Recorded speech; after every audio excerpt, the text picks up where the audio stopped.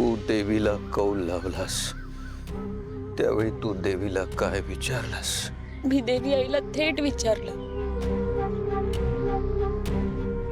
मायाच माझी राधाताई आहे का ते मला सांग.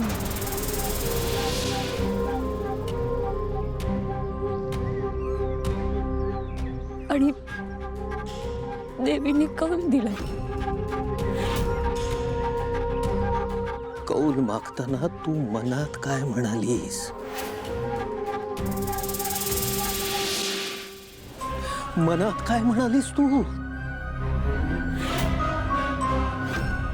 देवी आई ही माझी बहीण नसू दे, माया माझी बहीण नसावी हेच मागितलं मी देवीकडे. आणि देवीने चुकीचा कौल दिला. नाही, देव कधी चुकत नसतो.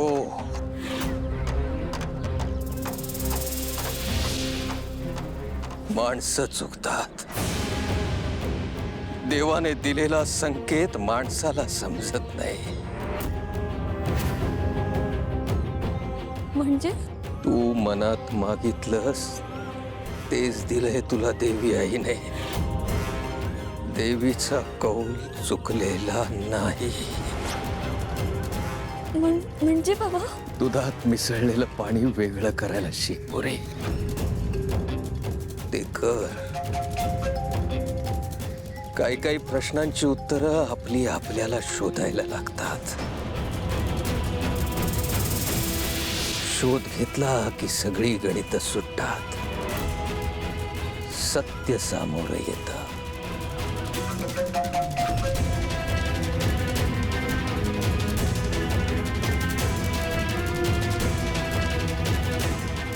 फक्त सत्य सामोरं आलं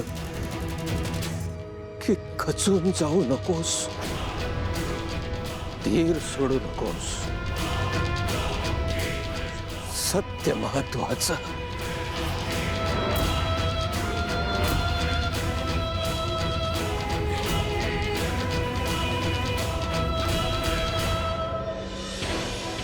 बाबा तुम्ही काय बोलताय मला काहीच कळत नाहीये. सत्य महत्वाचं. बाबा बाबा तुम्ही आत्ताच ओळखलत ना राधाताईला. देवी आईचं कौल तुमचं हे ओळखणं यावर हेच कळतं की मायाच राधाताई आहे. आणि आता कसलं घे बाळा,